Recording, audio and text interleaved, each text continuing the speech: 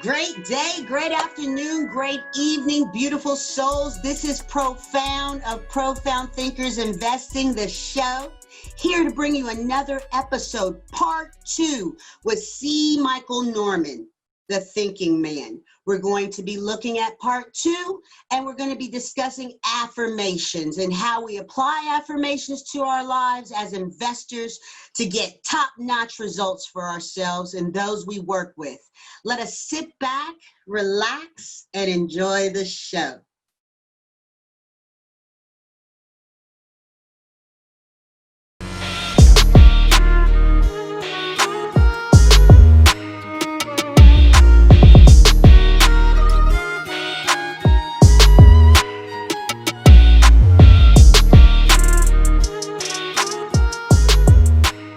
That reminds me of the one I often use, feel the fear and do it anyway. That's what I use for myself to catapult me in certain situations where I know it's just fear that's holding me back. And you find out so many times when you follow through on the fearful action and you see what the results are, you're like, oh my gosh, imagine if I would not have embarked upon that, right? Yes. It's beautiful. So let's talk about the principles of affirmations and mantras. They're very valuable. And so you have often said, I heard you say that they're like the seed, the soil, and the fruit. Can you break that down for us? Absolutely. So the nature of thought, it works on levels, and that's why I like to use soil, seed, and fruit, because there's two fundamental elements that we're going to see naturally. Is that what people do is that they know what they're thinking about. And so people try to be positive, right? And so they're thinking about what it is. So they're thinking about stuff and things and cars and all of this or whatever. But there's another side of it that is very important, and if not more important, and that's how we think about it. So there's what we think about and there's how we think about it. Okay, and so how we think about is basically like it's the soil, it's the environment. It's what's going to really shape the nature of what we're thinking about. It's going to really shape how we view and see what we're thinking about. So say we have a fear, in terms of cars and driving, and so in terms of understanding that fear, if we then say that, okay, well, I'm gonna try to get a car for whatever reason. So now the what we're thinking about is, okay, the what is a car? And so now we're trying to pursue this car, but then we always have this odd feeling. We always have these different things that come up. We may not understand it if it's more, intrinsic, if it's more subconscious. We may not be connected with what these odd feelings are. Or in some cases, we may know it right out. Maybe you're feeling like, man, I just can't see myself and actually trying to drive and get on that highway, man. We may speak it right out. But we see immediately that if the goal suddenly came to get a car, what suddenly comes up? An environment begins to shape how we go about that decision. So if it's a fear that's been behind our thoughts around cars, or if it's been a belief that I'll never have a car, let's say it's something like that. A lot of people don't know some of their beliefs. I'll never get a car. That'll never happen for me, right? So if that's their belief in the background and they finally think, okay, now I want a car. Well, now there's going to be this environment that makes them think, man, a car is going to be so hard to get. I mean, I'm probably going to have to, because the environment that's behind it is, it'll never happen.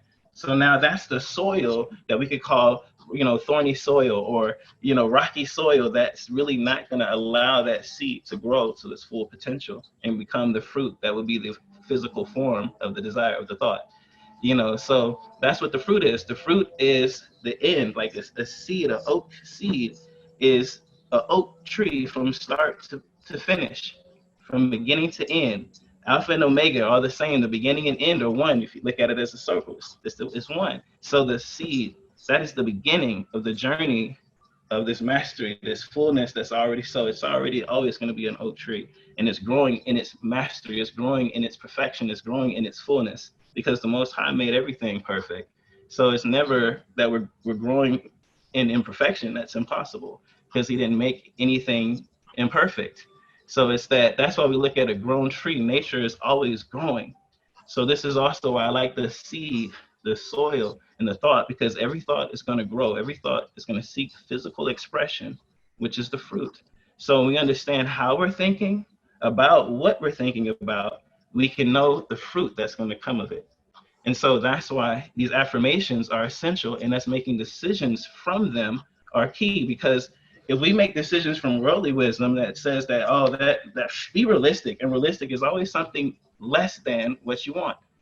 From worldly wisdom, that's being realistic. So if we choose to then make a decision from being realistic, then we're going to then make a choice that says my dream, my goal, my desire can't happen, or won't happen, or won't be as great as I want it to be. What type of ideas, what type of fruit is that environment going to produce with that seed?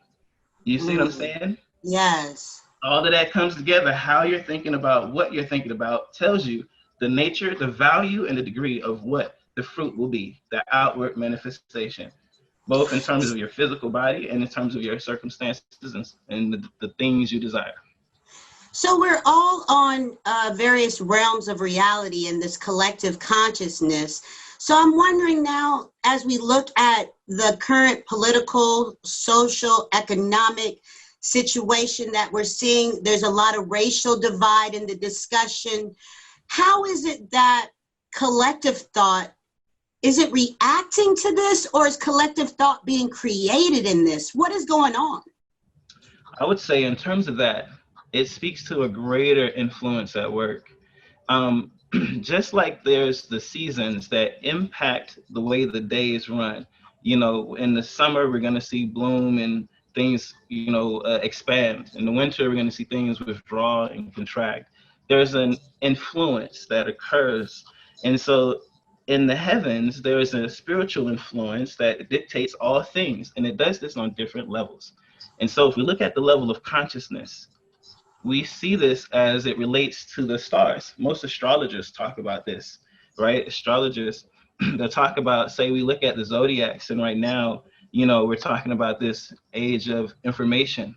Okay, well, if we look at the stars as like the seasons, there's 12 zodiacs, right? So each one is like an influence, so just like the winter, again, it's going to make things cold and things are going to react in a certain way. So with things in the summer. So the zodiac we're in now speaks to information. It speaks to knowledge. So that means that that's the influence that's playing a part on the consciousness of society.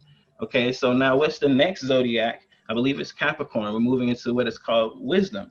That's where knowledge now turns into its highest expression. So if we look at that grander emphasis of what's changing, that means that everything that's happening right now is a part of the necessary chaos of a new thing that's unfolding, because everything is changing towards a greater good. Wow, beautiful people. C. Michael is amazing. And his wisdom, it was so enlightening. We must feel the fear and do it anyway. First of all, let us know that. We must feel the fear and do it anyway. Secondly, we learned in Wisdom's Corner that C. Michael shared the analogy of the seed, the soil, and the fruit, and how that correlates to how we think about our lives. And according to C. Michael, our soil of thought must be rich. Yet sometimes fear will creep up and hinder the nutrients in the soil from penetrating the root. Thus, the foundation upon which one wishes to build becomes rocky soil, which initially would place one at a deficit. As we journey forward in our spiritual walk, C. Michael explains how we discover that the nature of thought works on levels. I always say that there's realms to this, there's levels to this, because even though we all interact in this earthly plane, there's other dimensions, folks. This is the modern day thought. This is the modern day evolution. And you might have heard this for the first time here, but do your own research to see how it resonates with you.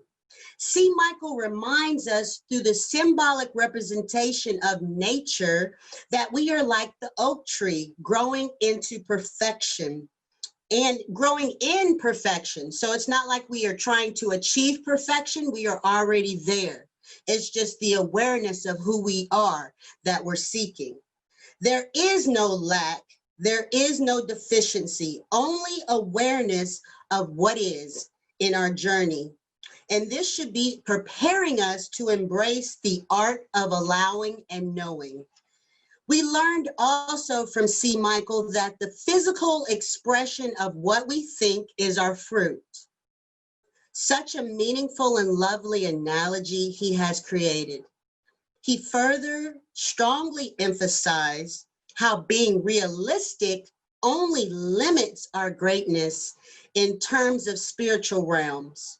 C. Michael shows us that spiritual realms and worldly realms are not in opposition of one another, but are spiritual cycles in the journey of collective higher good.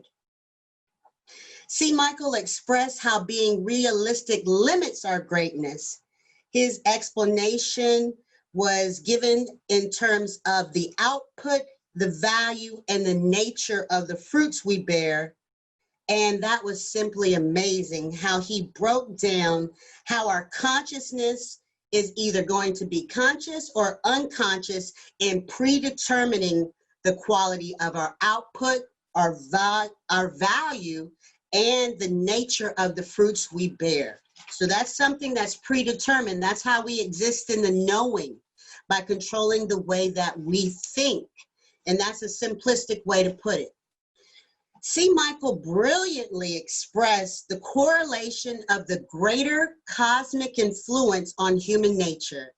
Specifically, he speaks to the movement of consciousness in society energetically, and we are continually cycling through ages of expansion and retraction, according to C. Michael. We are entering into the age of information and knowledge, but even beyond that, he declares that there is an approaching age of wisdom upon us as well. That was very profound. And we know that this explanation speaks to as above, so below, as within, so without. And the power of alchemic thought when utilizing it within ourselves for the greater good. We can shift our realms up into higher realms of wisdom in our approach to this in our 3D reality, because we are always creating. This is the realm of creation when we realize that we don't have to react to things, but rather we do the inner work so we can be proactive to be aware of things. So let us do the inner work as we gain knowledge and empowerment from C. Michael today in order to harness our own knowledge and move into predetermined wisdom realms that have our greater good as the focal point. Ashe. Resistance would not be wise in flow states, and we must remain open-minded, which develops into wisdom through the higher intellectual realms. So we thank you for joining us on Wisdom's Corner. We had such a wonderful time with C. Michael. If you are interested in him being your life coach, or if you're interested in purchasing his book, please utilize his email him, make contact. You might just make a friend. And we thank you for joining us. Have a good day.